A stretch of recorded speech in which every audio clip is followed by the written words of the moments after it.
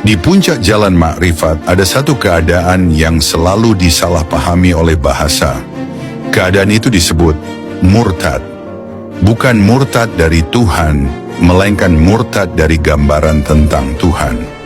Bukan keluar dari kebenaran, tetapi keluar dari keyakinan yang selama ini dikira kebenaran. Pada awal perjalanan manusia membutuhkan agama. Nama, hukum, tata cara, dan simbol menjadi pagar agar batin tidak liar. Namun pagar tidak diciptakan untuk dihuni selamanya. Ia hanya penunjuk arah. Ketika pagar disembah, jalan justru hilang. Di puncak makrifat, semua konsep runtuh. Nama Tuhan runtuh, citra Tuhan runtuh, bayangan surga dan neraka runtuh. Bukan karena ditolak, tetapi karena tidak lagi diperlukan. Di titik ini, iman tidak lagi diucapkan, karena keberadaan itu sendiri telah menjadi iman. Inilah sebabnya para arif sering dianggap murtad, karena mereka tidak lagi bicara tentang Tuhan, melainkan hidup sebagai kesadaran yang hening. Mereka tidak membela Tuhan, karena Tuhan tidak butuh dibela. Mereka tidak sibuk membenarkan ajaran, karena yang benar tidak pernah membutuhkan pembenaran. Bagi orang yang masih berdiri di kaki gunung, orang yang sudah di puncak terlihat sesat, karena bahasa mereka berbeda, karena diam mereka disalahartikan kosong, karena keheningan mereka dianggap penolakan. Padahal yang terjadi bukan penolakan, melainkan peleburan. Dalam tradisi Jawa, ini disebut sirnane kawula Gusti. Bukan karena kawula melawan Gusti, tetapi karena tidak ada lagi jarak untuk dipertahankan. Jika masih ada yang disembah, berarti masih ada dua. Makrifat bukan menyempurnakan dua, tetapi mengakhiri dua. Maka orang makrifat tidak berkata, percaya. Ia juga tidak berkata, tidak percaya. Ia tidak berada di wilayah percaya maupun ingkar. Ia telah melewati keduanya. Inilah murtad dalam arti terdalam. Murtad dari dualitas. Agama berkata, taatlah. Makrifat berkata, lenyaplah. Agama berkata, ikuti jalan. Makrifat berkata, jadilah jalan itu sendiri. Agama masih membutuhkan saksi. Makrifat adalah kesaksian tanpa saksi. Itulah sebabnya puncak makrifat selalu sunyi. Tidak bisa dipamerkan, tidak bisa diperdebatkan, tidak bisa dijadikan identitas. Begitu ia dinamai, ia sudah bukan makrifat. Begitu ia dibela, ia sudah turun derajat. Maka jangan heran jika para arif dituduh murtad, sesat atau berbahaya. Bahaya bagi siapa? Bagi sistem yang hidup dari ketakutan dan kepatuhan buta. Makrifat tidak menghancurkan iman, ia hanya mengakhiri ilusi tentang iman. Di titik ini, tidak ada lagi yang perlu diyakini. Hidup berjalan, nafas datang dan pergi. Segala sesuatu berada pada tempatnya. Tidak ada Tuhan di langit, tidak ada hamba di bumi. Yang ada hanya keberadaan yang sadar akan dirinya sendiri. Dan jika keadaan ini harus diberi nama oleh dunia, dunia akan menyebutnya murtad. Namun bagi yang telah sampai tidak ada lagi nama. Di puncak makrifat, yang pertama kali gugur bukan dosa, melainkan ketaatan yang masih berharap imbalan. Selama masih berharap surga, selama masih takut neraka, selama masih ingin diselamatkan, makrifat belum terjadi. Karena makrifat bukan keselamatan, melainkan ketiadaan pihak yang perlu diselamatkan. Orang yang telah sampai tidak lagi berkata, ini perintah Tuhan, itu larangan Tuhan. Ia bergerak tanpa komando, seperti mata melihat, seperti api membakar, seperti air mengalir. Bukan karena melanggar hukum, tetapi karena tidak ada lagi jarak antara hukum dan gerak. Inilah wilayah yang paling ditakuti oleh agama formal. Karena di sini, ketaatan tidak bisa diukur, iman tidak bisa dihitung, dan kesalehan tidak bisa dipamerkan. Tidak ada seragam batin, tidak ada simbol keunggulan, tidak ada klaim kebenaran. Semua itu mati. Maka dari luar, orang makrifat terlihat berbahaya. Ia bisa berada di rumah ibadah tanpa merasa suci. Ia bisa berada di luar rumah ibadah tanpa merasa bersalah. Ia tidak melawan, tetapi juga tidak tunduk pada ketakutan. Inilah yang disebut murtad oleh sistem. Ketidakmampuan untuk dikendalikan oleh rasa takut. Makrifat adalah kematian identitas spiritual. Tidak ada lagi yang beriman, yang kafir, yang lurus, yang sesat. Semua label itu adalah bahasa pasar, bukan bahasa kesadaran. Kesadaran tidak mengelompokkan, ia hanya menyala. Dalam suluk Jawa, keadaan ini disebut suwung. Kosong tetapi bukan hampa. Kosong dari klaim, penuh oleh kehadiran. Suwung bukan meniadakan Tuhan, melainkan meniadakan bayangan manusia tentang Tuhan. Selama masih ada yang berkata, aku sudah makrifat, makrifat belum hadir. Karena makrifat adalah hilangnya yang bisa mengaku. Yang tersisa hanyalah gerak yang tepat, diam yang pas, dan hidup yang tidak lagi bertanya, apakah ini benar? Karena kebenaran tidak lagi dicari, ia menjadi cara hidup. Maka puncak makrifat tampak seperti murtad, hanya bagi mereka yang masih membutuhkan pegangan. Bagi yang telah sampai, pegangan justru adalah beban. Ia tidak berpindah agama, ia tidak menolak agama. Ia melampaui kebutuhan untuk berada di dalam atau di luar.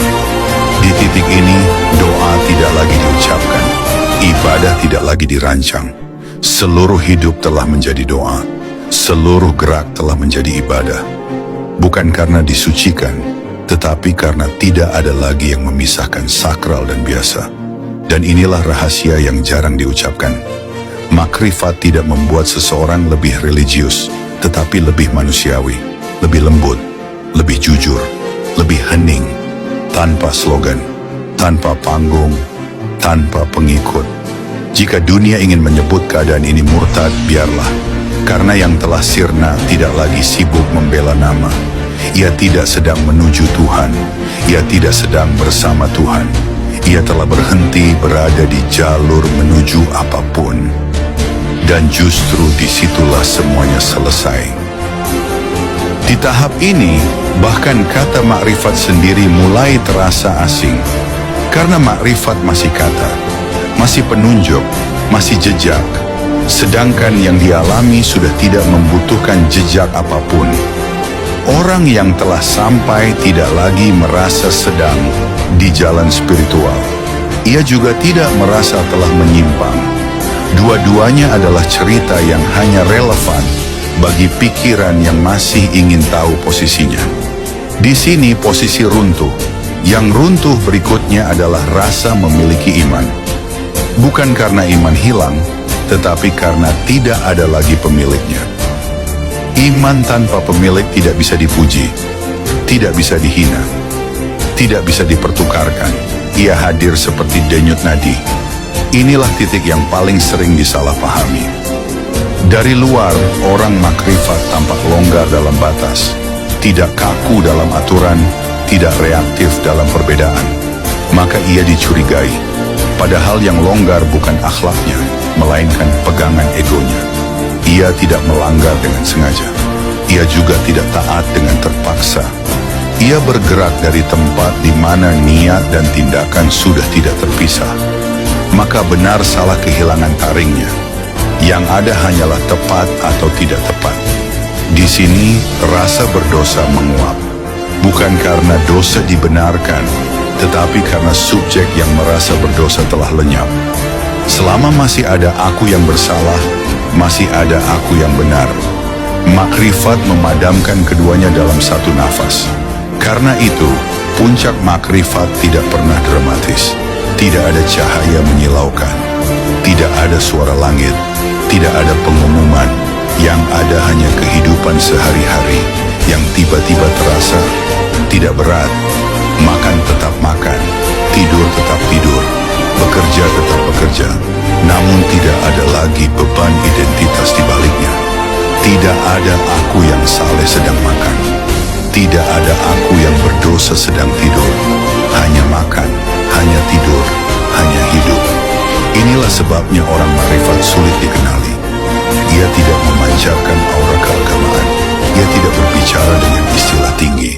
Ia tidak mengutip apapun untuk membuktikan apapun. Ia biasa, sangat biasa, dan justru itu yang paling mengganggu sistem.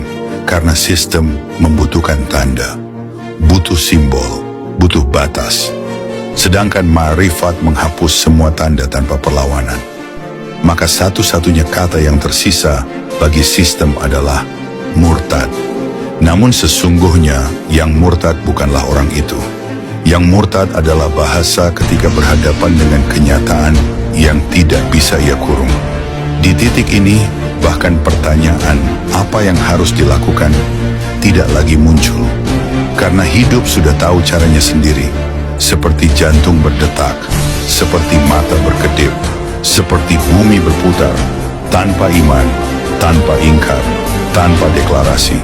Dan jika masih harus diberi penjelasan terakhir, maka inilah, makrifat bukan puncak kesalehan. Makrifat adalah akhir dari kebutuhan untuk menjadi saleh.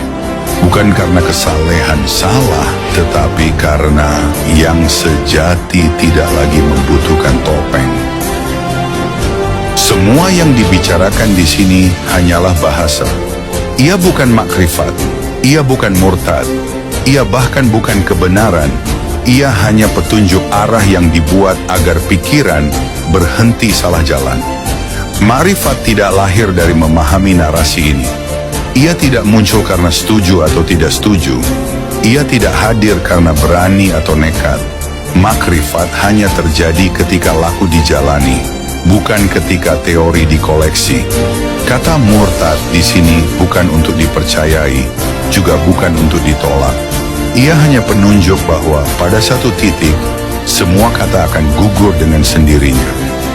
Selama ini masih bisa dibicarakan, berarti masih teori. Selama masih bisa diperdebatkan, berarti masih pikiran. Yang asli tidak pernah ribut, yang sejati tidak membutuhkan pembelaan. Praktek makrifat tidak terlihat dramatis. Ia terjadi saat ego tidak lagi disuapi, reaksi tidak lagi diikuti, dan hidup dijalani apa adanya, tanpa klaim, tanpa pengumuman, tanpa identitas baru.